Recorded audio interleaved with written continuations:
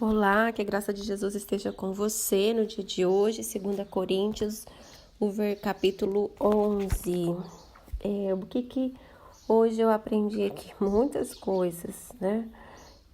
Mas principalmente cuidado de Paulo com a fé que ele tinha e guardava, e também o amor pelos coríntios, para que eles não se perdessem, né? Então ele se mostra zeloso em manter os coríntios na fé verdadeira que leva a Jesus Cristo, e também os adverte em relação ao que eles estavam ouvindo dos outros que se diziam apóstolos, mas que estavam distorcendo a verdade da sabedoria de Deus e que diferia radicalmente do que Paulo pregava da verdade de Jesus. Então, o versículo 4, ele fala assim: vocês parecem tão ingênuos, creem em qualquer coisa que alguém lhes diz, mesmo que esteja pregando sobre outro Jesus, diferente daquele que nós pregamos, ou um espírito diferente do Espírito de Deus que vocês receberam, ou mostrando outro caminho para a salvação.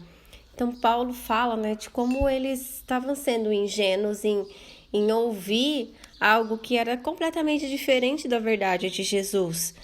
E ele alertou os coríntios para isso. Isso acontece também nos dias de hoje, certo? Muitas vezes, por a gente não estar disposto a ouvir a verdade da palavra de Deus, a verdade que liberta, que confronta a nossa vontade, confronta o nosso ego, confronta, a nossa vaidade. Então a gente prefere ouvir, ficar com aquela palavra daquela pessoa que ouviu aquilo, que falou aquilo que a gente gostaria de ouvir, que não nos confrontou, que não nos fez pensar. Mas muitas das vezes a gente está nessa situação porque é mais cômodo, é mais confortável, não me desafia, não escancara, aquilo de ruim, ou o pecado ou a minha falha. Então eu prefiro ouvir e ficar com aquilo de que as pessoas falam, mesmo que seja mentira, mesmo que seja engano, mesmo que aquilo me leve para o fundo de um poço, que de lá eu não consiga mais sair. Nem sei, mas tem mais coisa mais pior que o fundo do poço. Eu não sei se tem lugar pior para chegar do que o fundo do poço, se tem algo depois do fundo do poço. A pessoa prefere ficar lá do que sair, porque sair vai causar dor. Porque as pessoas não querem ser confrontadas, né? Às vezes, a verdade, ela escancara os nossos delitos, escancara as nossas fraquezas, escancara os nossos erros. Então, para não ter isso escancarado, a gente prefere ficar com a mentira, ficar com o engano. E a alma, então, ela vai se definhando dia após dia, dia após dia. Mas Paulo chama a atenção para isso, dos coríntios. No versículo 3 ele fala: mas estou amedrontado, temendo que de alguma forma vocês sejam desviados da sua devoção simples e pura ao nosso Senhor, tal como Eva foi enganada pela astúcia da serpente. Eu particularmente eu acho muito linda essa insistência de Paulo para com os coríntios, que em mesma diferença, os valores que os corintianos tinham em relação à aparência, à ostentação, de como as pessoas falavam, de como os falsos apóstolos falavam, demonstravam poder, lembrando que Satanás também é um anjo de luz, que ele também tem poder, certo? Mesmo assim, Paulo ainda insistia em abrir os olhos dos coríntios para que eles não se perdessem. Eu acho que a gente não é assim. Às vezes eu fico pensando, meu Deus, que pessoa cabeça dura. A vontade que dá assim, de abandonar, porque assim, você fala, você prega, você instrui para a pessoa buscar a Deus de verdade, a palavra de Deus, e a pessoa insiste com essa mentalidade do mundo. Lá em Romanos fala, né? Não vos conformeis com este mundo, mas renovai pela renovação da vossa mente, mas transformai-vos pela renovação da vossa mente. A pessoa não quer ter uma mente transformada pelo poder de Cristo.